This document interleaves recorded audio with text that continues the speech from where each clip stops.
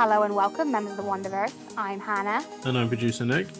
and you're listening to episode 35 of Into the Wonderverse, your one and only source into all things Scarlet Witch and friends. And without further ado, let's get into it.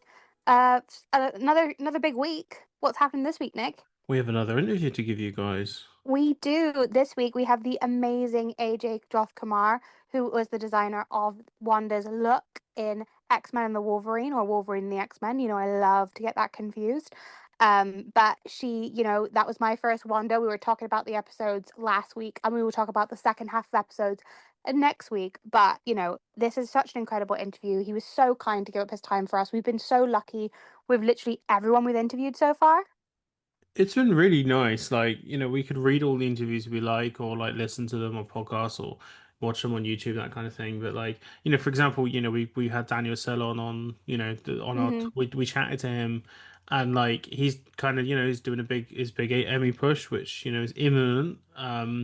This whole the voting thing is going on, so it's a case of we've seen a lot of him, for example, on our socials, but actually chatting to him is a completely different experience. It was just like And he the was same was the such same a for AJ, isn't it? It's much the same for AJ. literally everybody we've interviewed. It's made me have such a positive, I think sometimes it's easy to have a negative perception of Hollywood as being very fake and very you know, very superficial. But every person we've spoken to has been such a true artist, and it really it's really made me a lot more hopeful about the entertainment industry, I think. Yeah. Um, not I'm Nick, a little not bit Nick. more. I'm a little bit more cynical, but if I'm being honest, who we have chatted to, it has restored a little bit of faith in me. The creatives we've spoken to have just been so incredible, and we've been so lucky. Now, it's been Absolutely. a slow week for news, because I think because we're heading to D23, and all the and we didn't have the chairs, all those rumors about the second half. Yeah, I want to bring this up. I was so hyped for the chairs yesterday. I woke up in the morning, I was like, we're gonna watch some chairs. I'm gonna be at work, and I'm gonna check my phone every 10 minutes to see who's in the next chair, and lo and behold, no chairs. I was ready to be Um, yelled at by my parents for being on that phone while they're visiting, but no chairs, no nothing. But there's been a whole we're not going to talk about who's potentially fighting on the set of Doomsday, because that story seems to change every day, and it smells like a lot of rubbish to me. it kind of comes across like there's a lot of I don't know what it is. There's a lot more anti MCU kind of We Marvel just Studios didn't have reporting any of recently. this when Endgame and Infinity. Yeah, I mean, I'm actually so bored of the anti-MCU press. It feels like an easy, low blow. Yeah. There are so many worse. There's so much more garbage out there. Example is right. I obviously on we had James Gunn's Superman, and there are a lot I've had a lot of it on my feeds of commentators just going on about how James Gunn's doing this because he wasn't allowed to do it at Marvel, and that kind of framing of things is just like James Gunn's doing this because it's a spite against Marvel, and it's guys, give it a rest.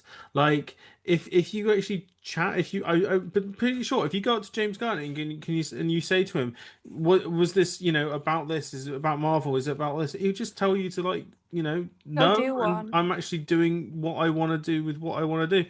And not everything has to be looked into. We can be really, really cynical about how the movie industry is. The reported budget, the fact that how much it's going to get, to how much money Robert Downey Jr. is getting paid. If you really want to be cynical about it, look at it from that angle. Don't start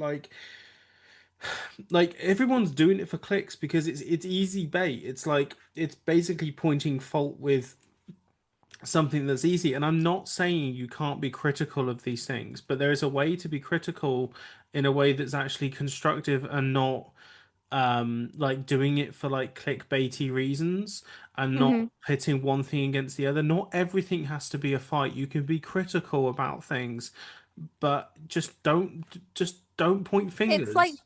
blimmin' power scaling with franchises. Yes, give it a rest, guys.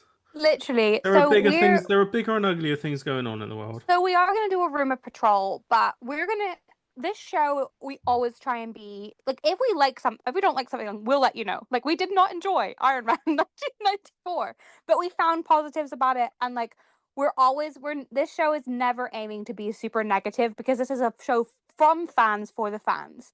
And so we want it to be a positive fan experience because, look, I'm on Twitter. I'm on Scarlet Witch Twitter. I know the trenches we're in, guys. We don't need to be digging ourselves bigger trenches, you know? So this show is going to stay, no matter what comes out, this is going to stay a relatively positive. Unless we're reviewing actual media, we're going to keep it quite positive on this show. And if you disagree with us, I'm going to block you. I'm kidding. But it's not going to be negative on here. So the big rumor this week that seems to have some, I'm not going to report on just wild rumors, but the two rumors that I think are worth discussing are, number one, it seems that Chris Evans is in this movie. Like, there's no smoke without a fire. The Chris Evans rumors have been so prevalent that I do feel that he's in this movie.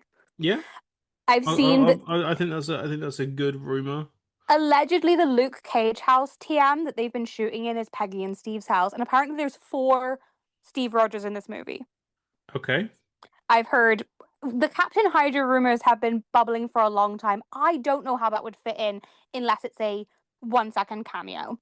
Or it's Uh, Battle World or something. allegedly, serumless Steve Rogers. So the thin, Yeah, like yeah, pre-serum. small Steve.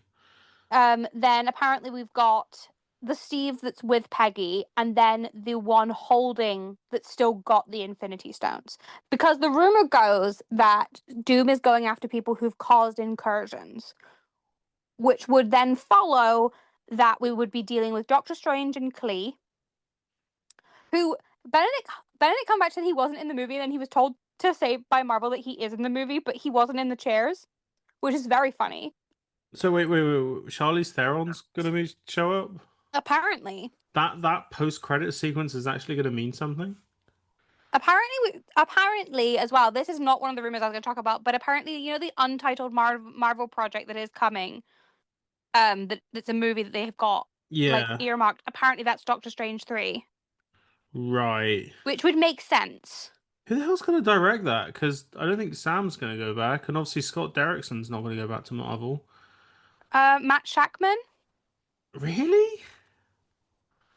Apparently, he's also the leading choice for the Scarlet Witch movie, which I'm very happy with. I mean that's been an ongoing rumor for a while now. Well, We apparently it were was. talking about this way ages ago. Well, Jack Schaefer obviously has a 3 project contract with Marvel and still hasn't completed that last project.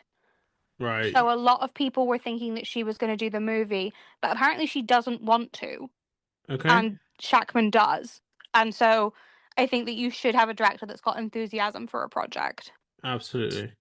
The other rumor is allegedly this is coming out of quite a lot of different sources. Again, it's not one of the official sources, which is why we're not saying this is true. But Lizzie Olsen's stunt double has been seen on the set of Doomsday. And if the theory is that he's going after people that caused incursions, Wanda would be in that list, Yes.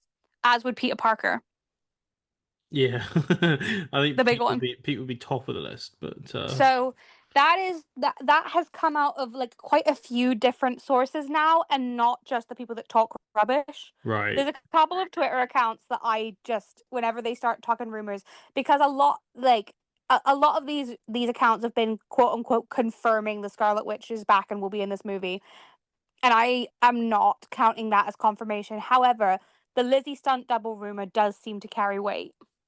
Okay. Whether or Okay. not that means that it's it might be that she's, post. I've always thought that she was maybe a post credits. So I'm gonna clarify something now that we're gonna go through. We're getting onto the Lizzie of it all. The clown music is gonna come if she shows up in Vision Quest. If she shows up in Doomsday, no clown music. But if she shows up in Vision Quest, there is some clown music.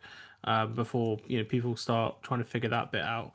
I think it's much more likely for her to show up in some capacity in either or Avengers movie. Um, yeah, personally.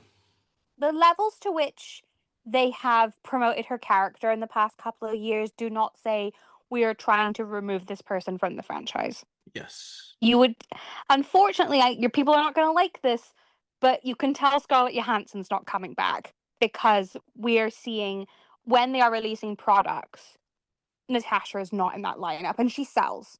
So it's not like she doesn't move merch, but Scarlett Johansson has, after what they did to her on Black Widow, is clearly not coming back. And you can tell through the merchandising of it all. Yeah. Because if you look at like the Doorables and stuff, 5 years ago, there's no way there wouldn't be a Black Widow one. Whereas now, she's like, people keep saying, no Natasha, when stuff is coming out. And I'm like, guys, that tells you where They've Marvel's headed. they've kind of phased out Natasha for Yelena. Yeah, I'm actually surprised that she's appearing in the new Thunderbolts lineup.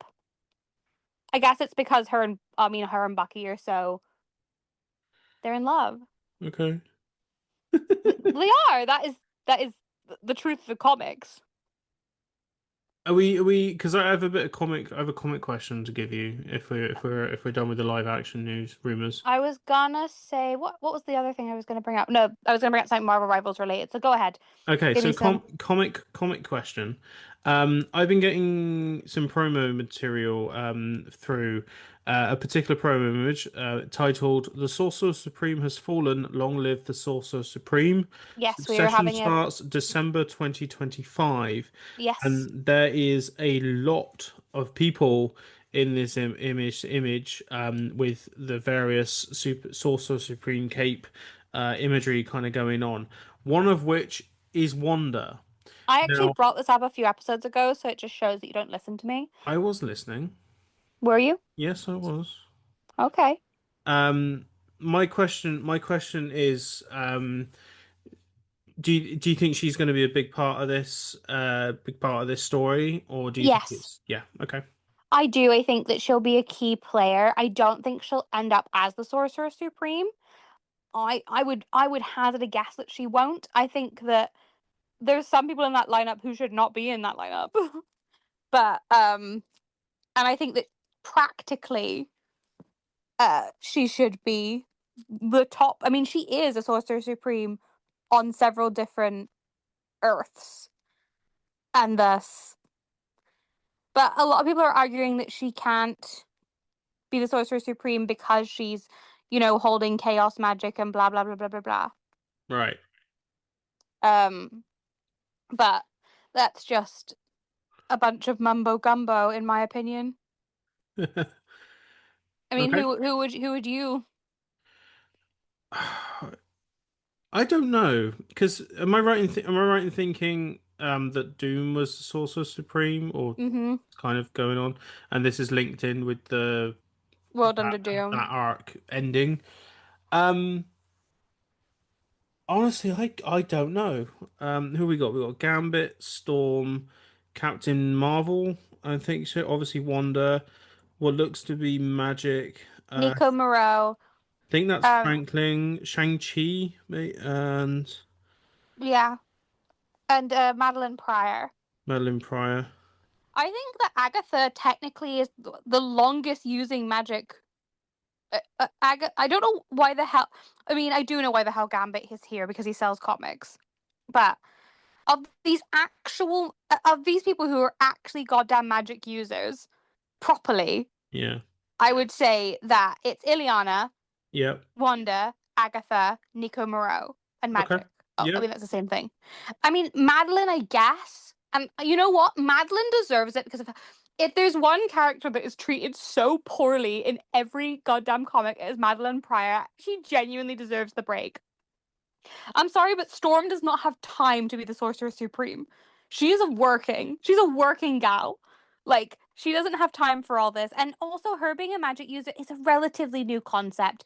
I do think that of these people, it, historically, obviously they've shifted Agatha's personality a little bit to be more in line with the MCU. But Agatha is, uh, again, as a Wanda stan, Agatha is, I think, the best candidate. Okay. We will be reporting on this battle, though. as it happens, of course. Of course. And I think we'll get the prelude to this in the Strange Tales, because a bunch of these people are also featuring in Strange Tales. That's a good shout. What Um, what news did you have on the rivals front before we Wanda give the has a new interview? skin. Is New this skin the available. Phoenix one? Yes. What do you think about this? What do you think? Look, look, I understand that Rivals exists in a different universe and that like this is an event-based skin. But please can we just have a classic Wanda skin? Can we just have her comic outfit? Like they'll do anything but give us an accurate outfit from the actual comics. Like all the skins that are supposed to be based on comic skins are still don't look anything like their actual comic counterparts. I just want to see a Wanda comic skin. I'm so tired of like every fancy pants event skin. Like I'll shut up once they just give us a regular comic skin. I swear, I'll swear I'll shut up. Lastly, I forgot I had this on my notes and I completely forgot to bring it up. So this is another bit of comics opinion and news. There are some Tron Ares slash Marvel Comics variant covers coming out. There you've got Jeff the Shark, Wolverine, Captain America, Hulk, and sharing a cover is Moon Knight and Scarlet Witch. Can I ask your opinion on this Wanda look? Can you send me the one that you're talking about Ah, just so so that I this is know? new that Hannah has not seen I this. might have seen it like So on the internet. on air, you're gonna hear Hannah react to this Tron Ares variant cover. I personally don't not care really caring about going to go see Tron Ares in the cinema purely because of the actor, and it doesn't look that Is great. But that not the Nine Inch Nails Tigra? music is gonna look cool. No, that is Scarlet Witch. That is labeled as Scarlet Witch. Well, it doesn't bloody look like her. No, it doesn't. I don't. Yeah, it is. It is Tigra. I just checked in the Is comments. it actually Tiger? Have I got Yeah, things wrong? Okay, I knew that I would have seen it if it was if it was her, but no, that is Tigra. that is Tiger. Looking very Scarlet Witch inspired. Yeah, I love the Moon Knight element of the cover, but that is Tigra. there you go. Nick made a boo boo on air. It's okay. I'm just so hyperfixated that I would have known if it was So, her. on that note, I think we should give you guys the interview. Yes. Do you want to lead us in? Thank you so very much for joining us, AJ Jothikumar.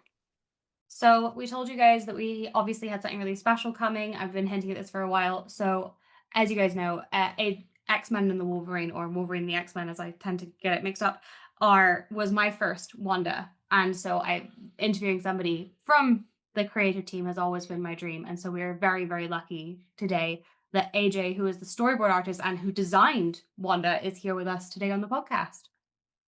Oh, Thank you well, so much hi. for coming. Thank you for having me. But a small correction is that well, I did do some storyboarding, and I'm a storyboard artist by trade. On Wolverine and the X-Men, I was the lead character designer. Mm-hmm. That's what, yeah. So I didn't really do any storyboards. I think I did some stuff, but I don't know if it's even worth mentioning. Some of the So. directors were crediting you with it, if that makes any difference. There's a director on DeviantArt who was like, "Oh, this is some character expressions I did, but it was AJ who did the storyboarding for this scene," which is why I thought that. Oh, really? Yeah.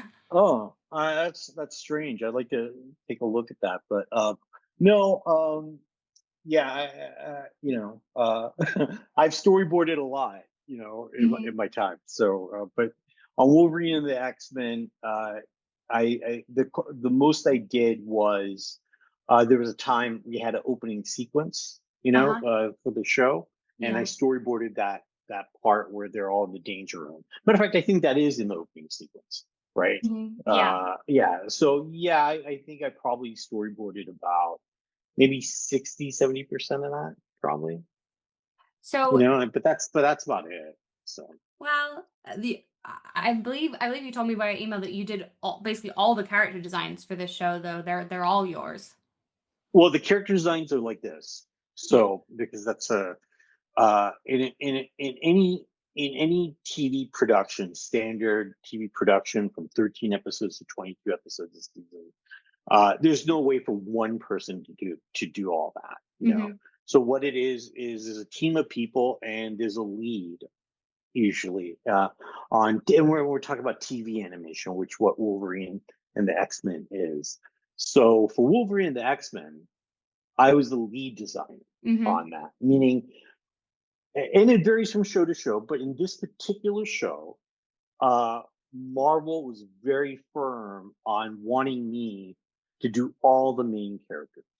Uh-huh. So on any episode, uh, so all the Wolverine, of course, all the X-Men are me, and then any main character in any given episode is probably is 90% me.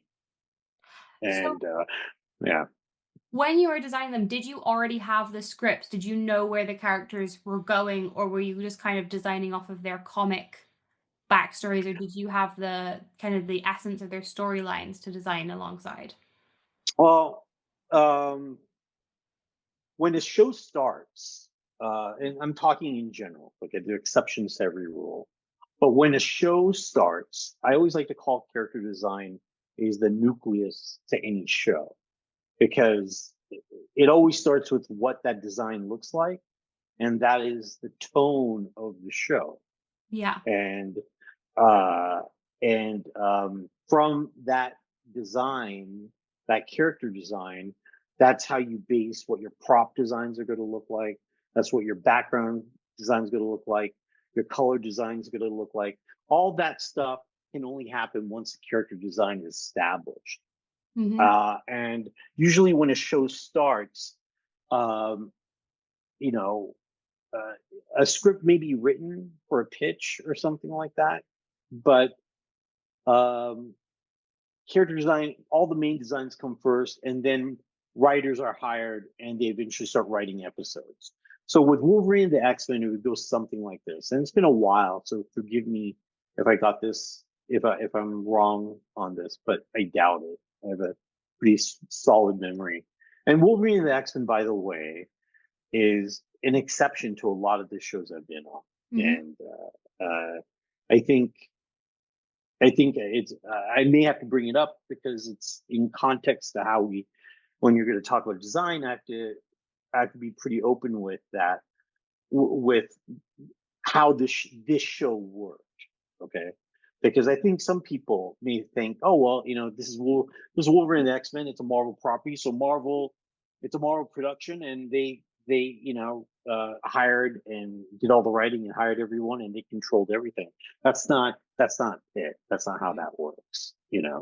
This is before Disney bought Marvel. This is before Marvel had a success with Iron Man and the MCU, and Uh-huh. this is after Marvel went bankrupt in the 90s. Yeah. And I believe in the 80s, Marvel had an animation studio, but they didn't, at this point, they were just licensing out anything they had to anyone who was willing to pay for the license. And with Wolverine and the X-Men, and now I'm kind of going all over the place. So let me just try and rein it in here and finish the thought. But with Wolverine and the X-Men, there was a group of investors that wanted to do an X-Men cartoon, and they approached Marvel. They paid for the license, and they proceeded to do the show. The thing about that, though, is just because you pay for the license doesn't mean you can do whatever you want.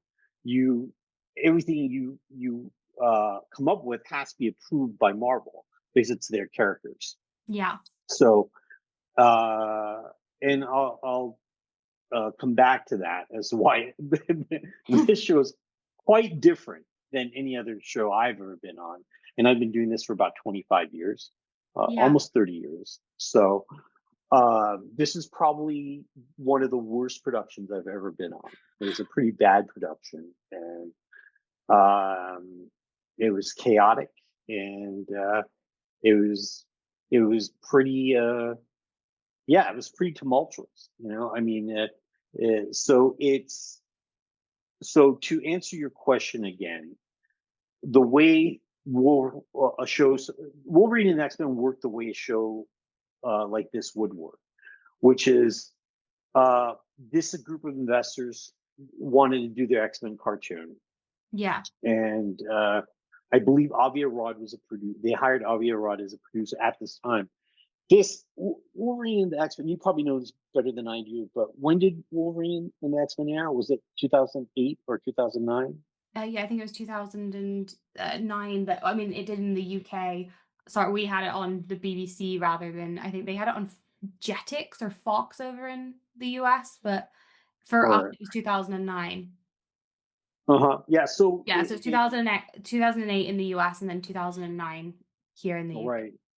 So Wolverine and the X-Men actually started and went into production and development probably in 2004, 2005, Oh my goodness. 2006. Yeah, it was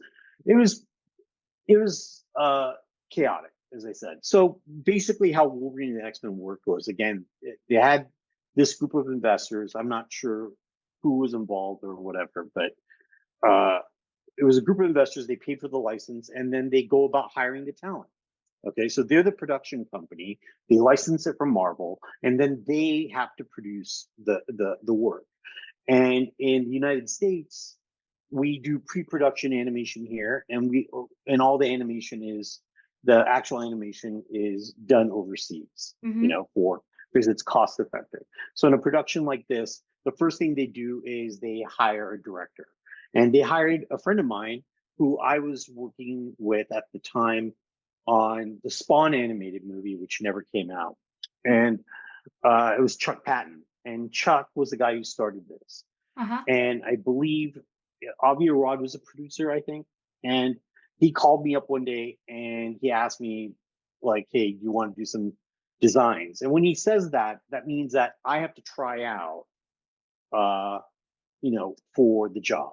Yeah. He's going to ask me, he asked some other designers, and I think he said, do 3 characters. It's Wolverine and the X-Men. And when he told me that, I remember where I was when I heard that. I was driving on the freeway. I remember getting that call, and I'm a huge X-Men fan. I was at least, right? So I was a huge X-Men fan. So that was like a dream to design those characters. So I was like, yeah, sure, I'll do it. And when I designed those characters, along with every other artist that vies for this job, we're coming up with our take on these characters. Yeah. So I think they told me it's design Wolverine, and then Cyclops and Colossus. And I think they were telling me that Chuck told me that Wolverine was going to be the leader, and Cyclops was going to be the brooding guy.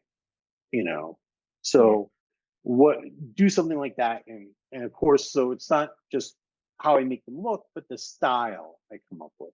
So if anyone doesn't know this about character design, it's not just how a character looks, it's coming up with a design language that everyone down the production line can replicate what you're doing.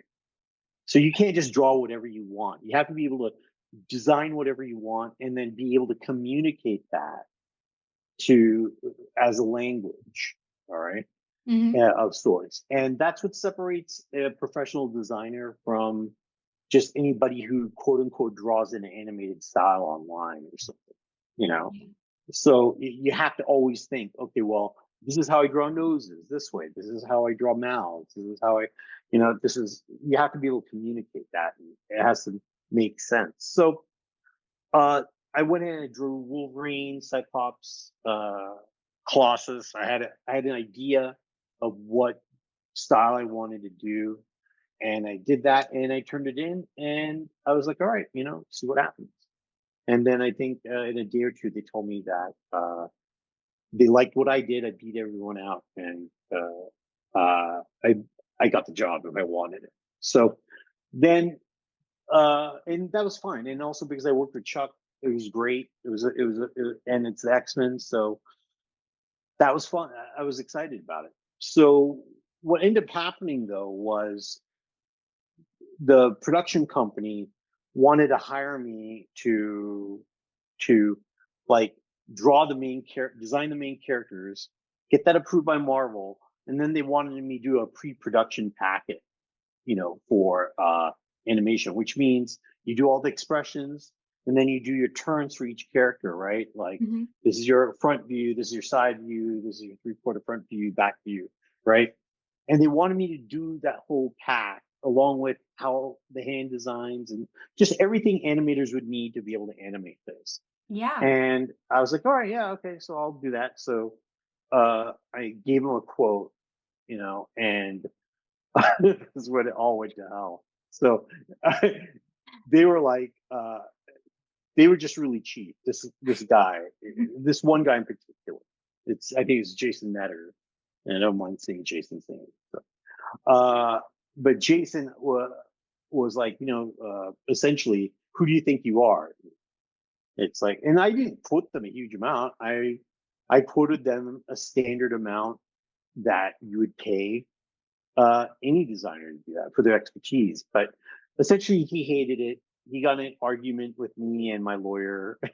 My lawyer's my agent, so it was a very bad situation, and it was essentially like, okay, well, take a hike, So I was like, all right, and that's that.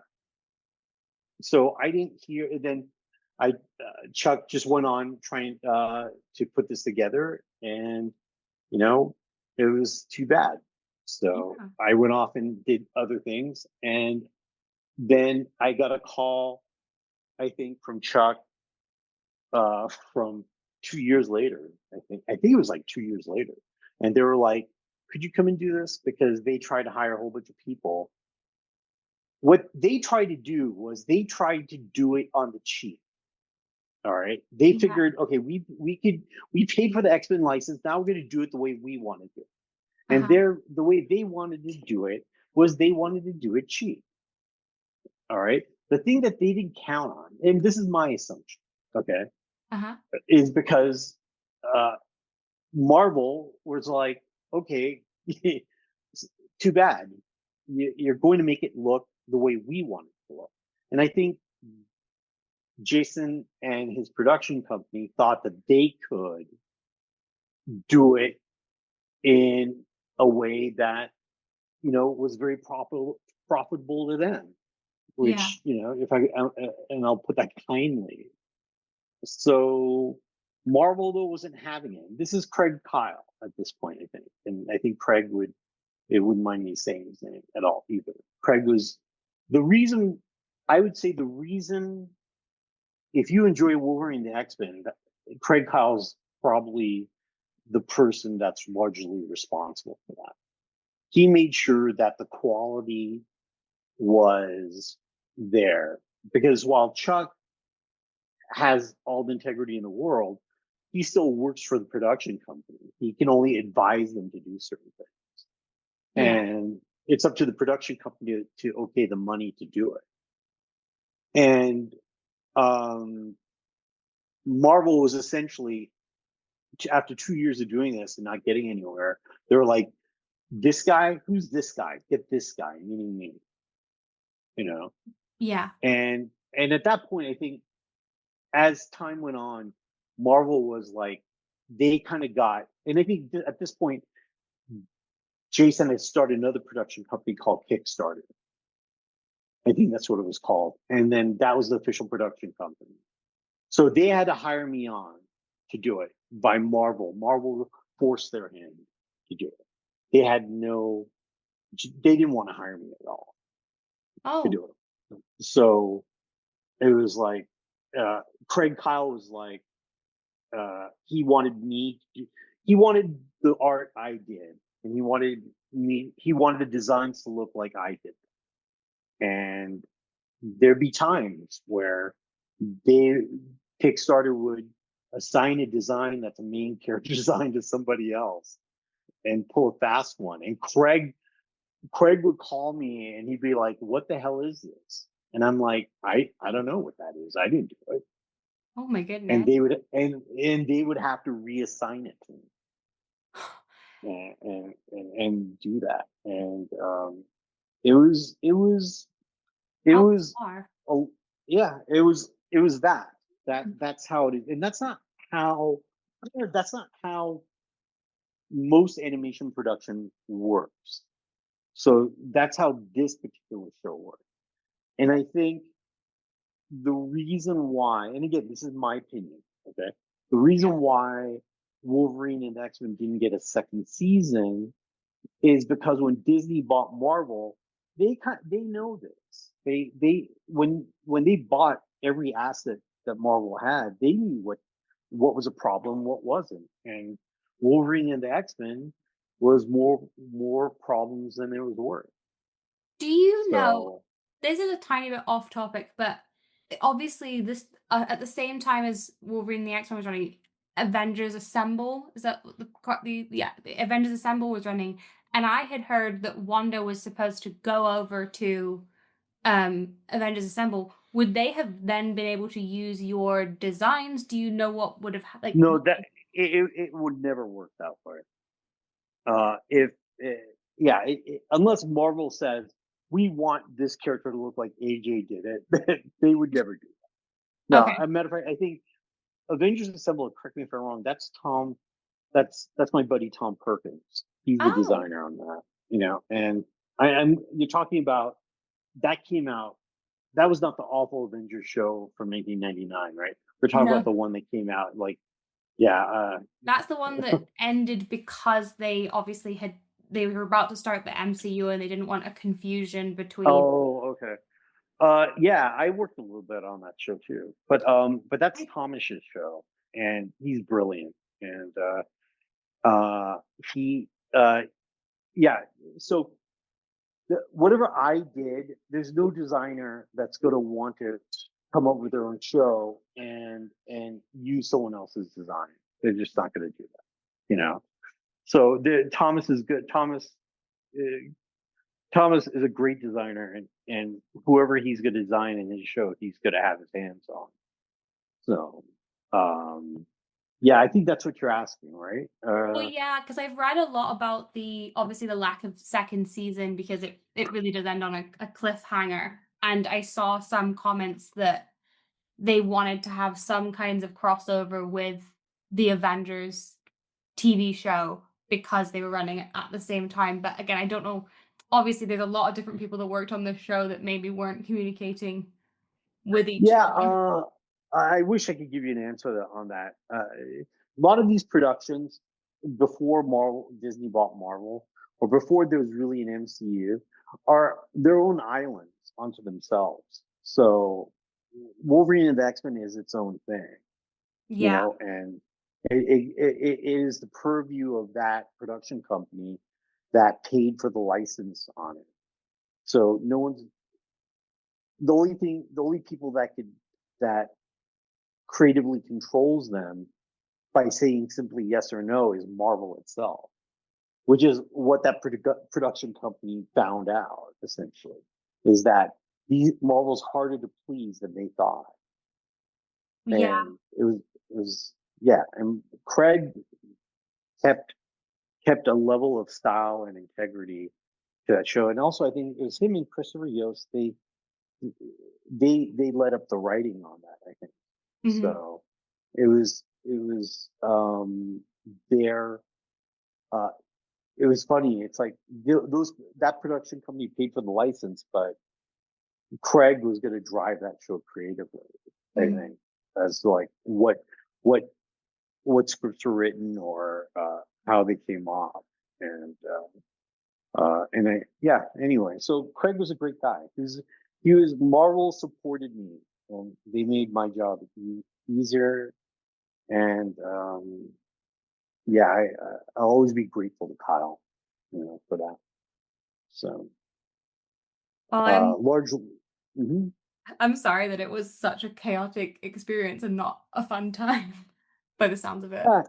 Yeah, yeah, these things happen sometimes, and um, I don't like to ruin people's, I don't like to ruin people's view on a show, because they enjoy it. It's part of their lives and their experiences. I don't take any joy in ruining that by, like, spilling tea, I guess, so to speak, on it. But I think the only reason I'm saying it is not simply to spill tea and gossip, but it has it has to do with the character. It has to do with the character design. Oh, It has to do absolutely. I with mean, we're the all for tea, production. though. It has to do with the production of the show, and Yeah. that's why the show looks the way it does is for a particular reason.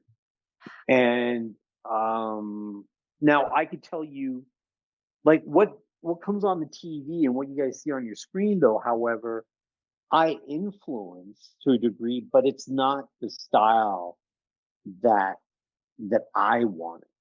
And that mainly that has to do with the change in creative leadership for the production company. Uh-huh. Chuck Patton was the leader, our supervising director, and unfortunately, like halfway through it, after he set everything up, they pushed him out, and Boyd Kirkland, became supervising director. Mm-hmm. And Boyd, as you know, I believe was from X-Men Evolution, along with Steve Gordon, right? Yes, Yeah, I she, had that yeah, down. yeah. Boyd and I are. Matter of fact, actually, Boyd came on that show because I actually brought him on that show. Oh. Yeah, he was a good guy. Rest in peace. He passed away a while ago, but he was a great guy. And but yeah, I brought him on that show. I ran into him at the comic book store, and he wasn't doing anything. And I said, hey, we need some help, and that's how it started. And then I think when Boyd got into a position of leadership, he brought in Steve Gordon, who he frequently collaborated with. And Steve's a legend. He's great. Mm-hmm. Because So it's funny that you say that Marvel tightened it up, because we've just watched the 90s Iron Man cartoon for the show, and obviously the character designs from there are so far. I mean, they were all new for the 90s, whereas I would say that obviously the designs in X-Men and the Wolverine are more comic accurate. Like this is Wanda's probably most accurate, other than X-Men 97, that's just her classic outfit. This is a play on her classic outfit, but it's the most that she's looked like she's come off of a comic page, I would say, oh probably that ever. yeah, I could take credit for that. That's because that's largely because of me because when I my take when I auditioned for the show and I did my version of these characters, my principal guiding like philosophy was I instead of like doing like something that AJ would want, like like something that's uniquely me, I didn't want to do that because I was a fan.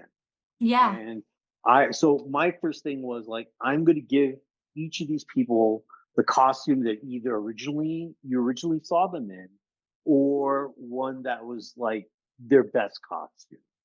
Yeah. So, and I was going to alter it to my style. And largely, like, I wish I could give you like some big, like, stories to how I came up with the Wanda design, but I didn't really do much. Wanda looks the way it looks because I made that choice. But I made the choice to say I'm going back to how she looked like in X-Men #4, Yes. her first appearance. And Wanda looked like that, I believe, all the way into the late '80s. That was, I think, the only person I can remember, I think, that would alter her costume was George Perez. And I think in the '90s, right? He gave her more of that Romani feel, like to her costume, We and had a tied that bunch of influence to it. very weird costumes in the 90s because they were doing like, Oh yeah, John Byrne did it for West Coast Avengers, didn't she's had honestly, she had. So in the first appearance she has the wimple, which is not the tiara. This is the because Jack Kirby gave her the full. I'm kind of glad that wasn't her original look. Would have been a bit he? weird Oh really? in the yeah, What do because you? she has this like and full face framing wimple. It's based off like a nun look, and then she got the tiara once she became an Avenger in the early I think the Okay. tiara first appears in the very, very end of the 60s, and then she shows up in the 70s, and she's like, "I'm wearing a tiara now," which I think is the right decision for her personally. But I would say I'm trying to think of a non-colloquial way of saying yassified, because she's got the iconic knee-high boots and a lot of the gorgeous cape. I would, yeah, it's a obviously your style, but it's the early 70s. It's the classic Avengers Wanda is, I would say, what it is. But yeah, Okay. she started to Let get like me. a lot of costumes in the 90s because they loved doing a special. Oh wow, my memory must be bad. But so okay, no, I see what Wanda looks. She has the full yeah, and then she has the full framing like headpiece there, right? And Hmm. then that gets simplified to getting rid of the piece that goes underneath her jawline, Yeah. right? And Hmm. various artists, yeah. So that's yeah. So essentially, I took that. I didn't go with her original appearance, but essentially, you know, that's what it is. Hmm. That's what I kind of took it from. I believe the way the cape wraps around her neck like that. I forget who did that, but first, but I was like, I'm going to do that for this costume. So, aside from like altering her bodice a bit, right? Yeah. It's essentially that look. You know, it was going to be now the way I wanted the colors to be, and the way it finally happened on screen. Is not up to me. Hmm. That's up to the supervising director. And before Chuck left, I would be the person that decided all that. But the production company wanted to limit me as much as they could, and they did. So they did the bare minimum that Marvel wanted. So what So did they want for like them to look like? What was did they want kind of more of the modern versions? What did they want them to look like, the characters? well, it they didn't really have a say at that point. So when Marvel, see, it was kind of like this. When Marvel wanted the main characters to look like me, what I would draw, then it was exactly the way I wanted to draw them. Mhm. I would turn in color sometimes and stuff like that, but color doesn't. Color models happen after a little bit down the line in the animation process. So as long as the way the production company looked at it is and this started becoming personal. That's what it felt like, because it's like, what do you care what the characters look like? It's not like you're big X-Men fans. So let me design it the way I want to, right? And just, Yeah. but no, they hated the fact that they had to use me. Oh. So they just, the minute they could get rid of me, they would do it. And the minute they could just like limit the amount of work I could do, they would do it. So, and Craig Kyle can't watch them, and Marvel can't watch them every minute of every day. So everyone had to pick their battles. And for Craig, I think Craig wanted at least to see me touch the main characters, and I did. But after I did that, and Marvel wasn't looking or asking, they got rid of me. So that's what they Crazy. want. Now, for them, like, well, what did they want, to answer your question? Well, what did they want it to look like? I think at that point they were like, it was Boyd Kirkland was the leader on that show, so it's whatever Boyd wanted. You know. Uh-huh. Now, Boyd and I and Steve and I are friends. You know, I like those guys, but how they wanted to do the show and how I wanted to do it are two different things. I don't take it personally. Yeah. It's like I did my job, and if they wanted, I know, like, they wanted to alter certain things, and they want to alter my design philosophy, because when I would see the final models, I could see the changes. But that's their prerogative, to Yeah. do that. And uh, God bless them. You know, it's not my show. It's not my thing. And so I never had any hard feelings for them because of that. You know, the X-Men are not my characters. Yeah. So I resigned that. You learn to detach, you know, when you get into the business like that. You Yeah. know, well, you should learn to detach. But I know quite a few. I know a few people who couldn't do that. But it really, you have to limit how personally involved you are on these things. Absolutely. So for me, I they paid me, I did my work, and that's great. I from time to time afterwards, I would hear people say like, "Hey, they like this or they like that," and I would just simply say, "Great, you know, that's awesome." You know, Yeah. I'm happy to be, I'm happy to have a small part, you know, a very tiny part in your life to make you happy. Um, I you know, IMDb doesn't really show everything that I've done, but I think there are a couple of the shows that I designed, like I think significantly designed, and that's Ninja Turtles when it came back in 2004. I Mhm. did all the preliminary designs on that, and then Static Shock. I designed Static Shock, you know, and Yeah. Static Shock. Static Shock wasn't that great of a situation either. But like I said, throughout the years, God, it's been like 25 years now, and every once in a while, I hear people tell me they like Static Shock, and I'm like, awesome, that's great, you know. I'm glad. I don't mean this to be corny over the top, but you know, you don't. I'm blessed to have that type of effect on people. uh, or just to take that minuscule, have that minuscule effect in their life that for 1 minute or 1 second in their life that they're actually happy. That's you can't really ask for anything more than that. You Well, know, I mean, you sent me your it's on your DeviantArt actually, but you sent me the preliminary design of Wanda, like your pencil sketch, just like a scan of it, and I have it printed out in my room. oh yeah, Yeah, because like that feels like her.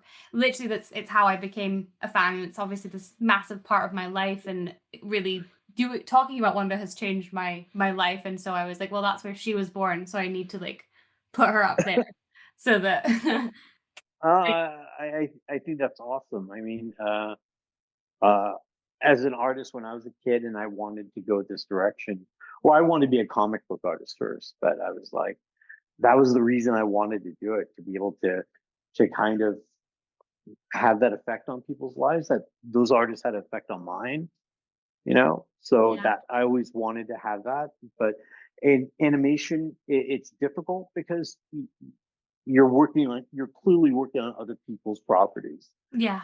So um but hey, you know, everybody still gets to have a hand in that. And there are hundreds of people that work on these productions, and they put all that effort into it, and all of them have this part in making a lot of people happy. And I mean, that's a great thing. There's, you know, show business is show business, and it's not really a, a great business or fun at times, but at the end of the day, at least we could do that, right? So, you know, Oh, all the infighting and all the, you know, the controversy here and there, when at the end of the day, you know, uh, there are people who like Wolverine and X-Men, like yourself, and that, and you know, despite all of that, you had a great time with it. So I like to like leave it at that, you know, yeah, if on that that makes sense. subject, have you seen that there's been a lot of fan art of your Wanda design and like your Emma Frost design as well, which is like has its own fan base. For Marvel Rivals, have you seen any of the fan art of people making skins for Marvel Rivals based off of your artwork? Because that's hugely Uh, prolific now. I have no idea what you're talking about. I don't. Again, like I don't like Static Shock. I could sit there and say I had a huge influence on that design because the only direction I had was make it look like some kid took stuff out of the closet and made a costume with it. And I was familiar with the milestone Static Shock and Hmm. what he originally looked like, so I knew I was not going to do that. I could clearly look at Static Shock and go, and since Static Shock's come out, I think that design, even though it's been altered, has had a big effect, like on what the comic book Static Shock ended up looking like in different times, like throughout like the last 25 years. With the X-Men, though, like I said, I'm happy to have had a hand in it, and I drew my models a certain way, Hmm. but I the only thing I could really take credit for is that I made the effort. I mean, I made the choice, and I was allowed to make the choice to say, this is the costume and this is the influence we're using. Like Yeah. with Emma Frost, it was like, I think Craig liked that design the best out of everything I did. It was like, okay, you know, she has a look about her, Yeah. and we have to keep it PG. So Yeah. how are we going to do that? And I think I took that like to correct me if I'm wrong. I don't know if I can't think of it right now, but I even took that to the original Hellfire Club look, Hmm. you know. So that's um I did everything like that. Like Angel's design, right? I didn't the design I used was not like his black and yellow costume that Kirby came up with, or their graduation costumes. I think the one I used was his best one, which is what Neil Adams did in the Savage Land. Although he did it blue and white, and I think when it became red and white, that's the one I wanted to use. Yeah.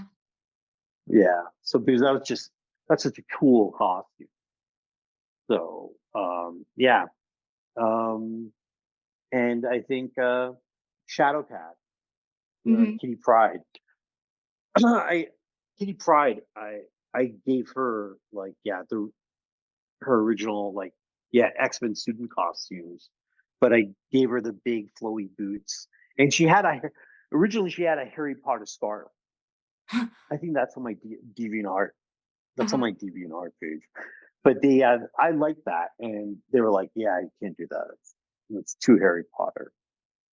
Yeah. So, but Don't get sued. yeah, but essentially, so I think a roundabout way to answer your question, it's like I don't know what you're talking about, but that's cool. It sounds cool, It's but the I new I have no Marvel idea. video game, Marvel Rivals, where they kind of like so the video game characters, they get new outfits based off of different comic outfits, and a Oh lot yeah. of them reference old animations or old issues, and so artists have kind of been doing, well, what could be a skin. And Russell Dontman, who is the current comic, he designed Wanda's current comic outfit. He did like a series of drawings of all the different Wandas throughout the years, and like yours is very like, well, the X-Men the Wolverine one is very popular, and so a bunch of artists have then gone and made skins for the video game based off of the X-Men and the Wolverine design, basically. And Oh wow. I've got to look at that. That's very cool. So they took the Wanda I did and yeah. what the White Queen I did, Yes. or Emma Frost, right? Yeah, because Okay. Emma Frost has just joined the game, and so everybody's proposing what her outfits could be, and there's a lot of like, if I don't know how much you're on TikTok, but there's so many edits of that Emma Frost and of X-Men and the Wolverine, because I think it's because it's the most comic accurate in terms of storylines that Wanda's ever had, which Oh is yeah. cra- crazy. But like the line where she's like, "I'd like you to meet the Scarlet Witch," is kind of the intro to everybody's video, and so she's very popular. um Yeah, I gotta check that out. I can limit my I limit my social media to just Instagram and Facebook. uh-huh. That's it. Facebook because they have no choice, unfortunately. But yeah, like I can't get into TikTok. It's just I No. mean, those become reels anyway, right? They're all Yeah, shared across platform anyway, all right? yeah, Yeah. I post So, if you're TikTok, if you're listening, I totally don't do this, but I edit everything in TikTok and then I just post it to Reels because oh, that's really? Okay. that's So, how I uh, that's how I do it. But yeah, I mean I can send you some of them because oh, there's some please. Yeah, really, that'd be really awesome. good art of your, and also Russell, who we've interviewed the show as well. His, like, I don't know if you've ever seen it, but like he did a cover of every Wanda and then he individually kind of released each Wanda, and like the one from this Wanda's stunning, and so he said it Oh, was his wow. favorite designs as well. I, So that's great. I no, I don't know who that person is, and I'm happy that he's done some cool stuff. That's great. Yeah, send me anything. I'd love to see it. That's and then I have to that's ask you, that's because cool. I have been asked to ask you. You also worked on DC Supergirls, here at DC Oh, it's Superhero Girls, and like people have. I mean, I have personally been begging for Marvel to do something similar for their women, because I worked in a toy shop at the time this was coming out, and like I would sell these dolls to little girls, like the Harley especially, and the Batgirl, hmm and like if you were designing a similar show for Marvel, is there any characters from the X-Men and obviously the Avengers that you would want to put in that kind of show? Is there anyone that you would like to make that kind of design for? Or is Um, something people wanted me to ask? um, DC Superhero Girls is primarily Lauren Conrad's thing, Mm-hmm. you know, and I didn't really design much on DC Superhero Girls. I think I was on there for just 3 episodes, and that was Okay. it. But I did there was a DC Superhero Girls. I think maybe probably 10 years before that, there was like a series of shorts where uh, I don't know where they were on Warner Brothers or Cartoon Network or something. But that style that Lauren uses with those characters comes from there. And I did a lot of work on those shorts. Like I took storyboard panels and I put them on model to what you did. I think a couple of those are on my DeviantArt page, and God, Mm-hmm. I was I'm gonna shut that page down, but soon. But while it's up there, if anyone's listening, if they're interested, just go ahead and look at that page, and there's a whole bunch of art. There's some art from there. It may be on my Instagram too, but I loved working in that style. She's a great artist, and I loved working in that style. But I'm sorry to say I didn't really do much on that show. That's okay. I Um, just obviously I did my research, and you're like, I went on your IMDb and kind of scanned through everything so that I. yeah, IMDb is just really not accurate. They only I think they have like maybe 20% of the stuff I've done, and I've tried to to get it to try and change it and make it more accurate, but Mhm. I've never got around to it. It seems like a big pain. But that's just not I I'm will that I think the only thing that makes it on IMDb is if a show is nice enough to tell IMDb that, hey, these are the people that worked on it or something. Yeah. Yeah. So yeah, I wish I could give you a great answer for that. But if there was a show, if there was a Marvel show Yeah. and it was kind of like DC Superhero Girls, you're saying, right? With that same Yeah. Yeah. tone, right? Hmm. Who would I want on it? Yeah. That's a good question because who are my favorite DC heroines, right? Yeah. Wow. Huh. It's funny because when it comes to comic book characters, I'm not so much a fan of comic book characters as to I'm a fan of who does them. You know, Hmm. like I love I love 80s and 70s John Byrne. So Hmm. I love John Byrne's Alpha Flight. You know, I Yeah. would love to see I love to see Alpha Flight like that, even though they're not all women. But I love the female characters in Alpha Flight. I love, of course, the X-Men. I mean, I love Storm, Kitty Pryde. I don't like Emma Frost. Sorry. But you have to understand that my X-Men, and I think we're all defined by our eras, you know. Yeah. And I think Craig's X-Men are clearly what you see on the show. You know, Yeah. the stories, they're like the late 80s, early 90s, right? The Mm. Christopher Claremont, Jim Lee, like stuff. You know, my X-Men are the John Byrne, Christopher Claremont, John Romita Jr., Paul Smith X-Men. For Mm-hmm. me, the X-Men are always, you know, Wolverine, Cyclops is the leader, Storm, Colossus, Nightcrawler, Kitty Pryde, Rogue, if I didn't say Rogue already, and Wolverine, Yeah. you know, and that's really it. And then you can have your ancillary characters, and Emma Frost is always evil. All right, so and the Hellfire Club is the Hellfire Club, and that's my era, and I don't really care for anything past that, except Grant. I did read Grant Morrison's stuff, Yeah. but honestly, so that's matter of fact, here's something that does apply to the show and what you're talking about. My original version for Rogue, and that's also my DeviantArt, is based on her first appearance in Avengers Annual 10, right? Okay. Where she's a baddie, and I made her like look like a baddie.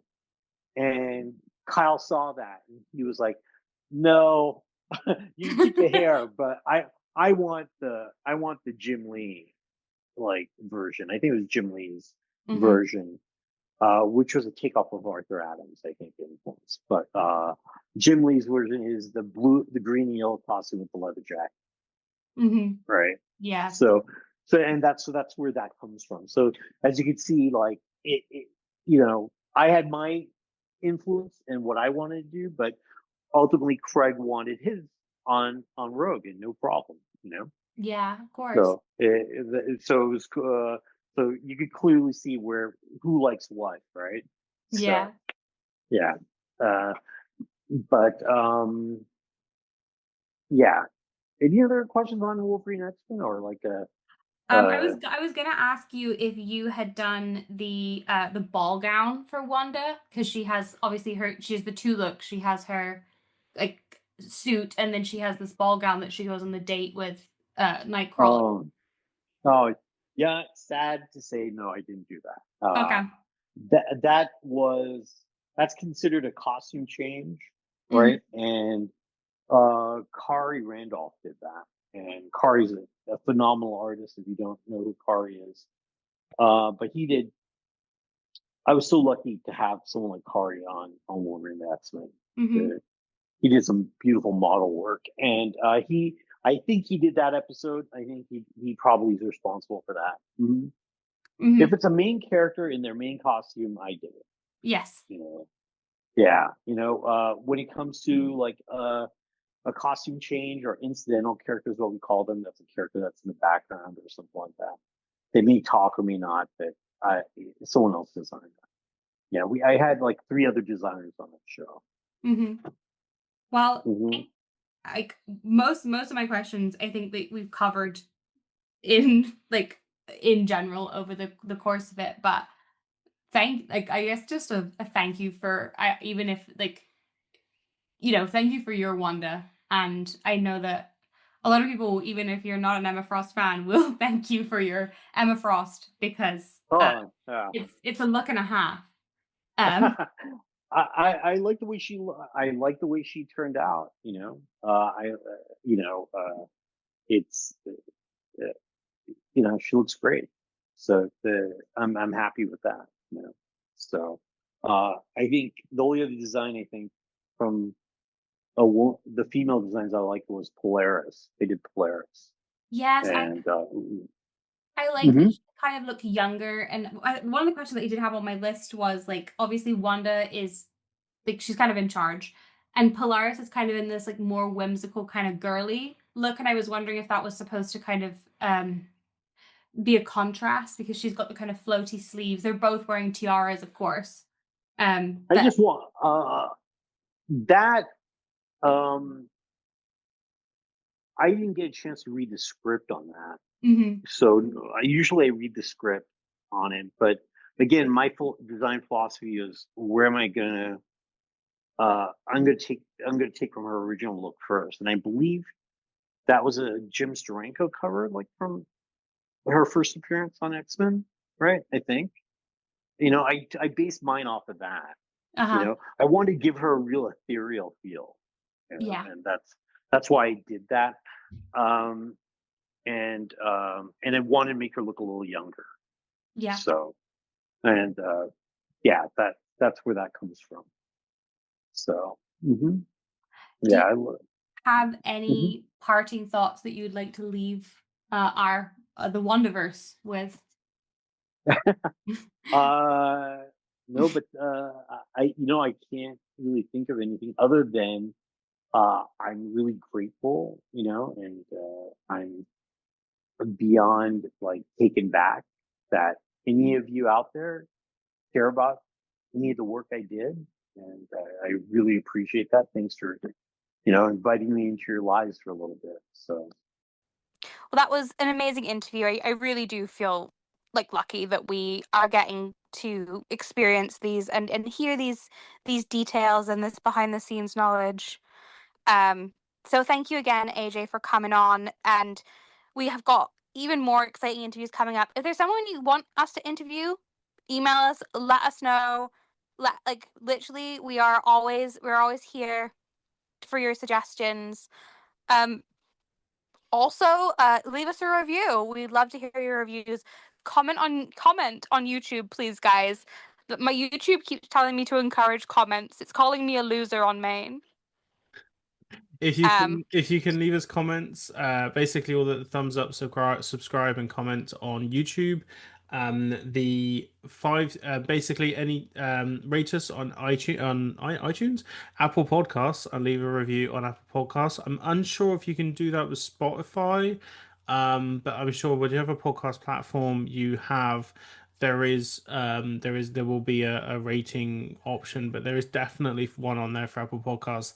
If you do rate on Apple Podcasts and leave a comment, it really boosts the show out there for us. thank you, Nick, for actually knowing anything about podcasting. I really I do. would I wouldn't be doing my producer job. I wouldn't be doing my producer job very well if I didn't. Yeah. Also, I've had a couple people ask me over on some of our other platforms. You can send us podcast letters and mail to my PO box, but you can send stuff for the podcast or just for me. We accept mail of all kinds to my PO box, which you can find in my bios over on my social medias, or I guess I can link it here as well, actually, in the comments. But yeah, feel free to send us mail suggestions and stuff to our PO box. We accept all Scarlet Witch stuff. Your Stucky fan art, Nick would love to see it for sure. Sure. He's so enthusiastic, isn't he? But well, if that's all from us today. But if you can't wait to hear more from us, you can find me over on my TikTok at Into the Wonderverse, on Instagram at The Wonderverse, Twitter, The Wonderverse, everywhere kind of at The Wonderverse. And you can find me on Instagram and TikTok, The Film Nick, and you can find me on Letterboxd on The Film Nick, where I'm currently watching the Maze Runner films. I'm kind of doing a bit of a YA journey at the moment, and at some point soon I'll be watching the Twilight movies for the first time. And very soon it will be Insidious season. Yeah, October. I got a lot of spooky movies planned. Nick's a bit of a scaredy cat as well, so it's going to be Not really funny. entirely accurate. Oh, not entirely accurate. But yeah, it's gonna be a lot of fun. Thank you so much to Lily for our gorgeous podcast art. Lily has drawn us another variant coming up soon, so follow Lily for more Wanda artwork. Music by Melody Ray Griffith, and until I see you next time, stay magical.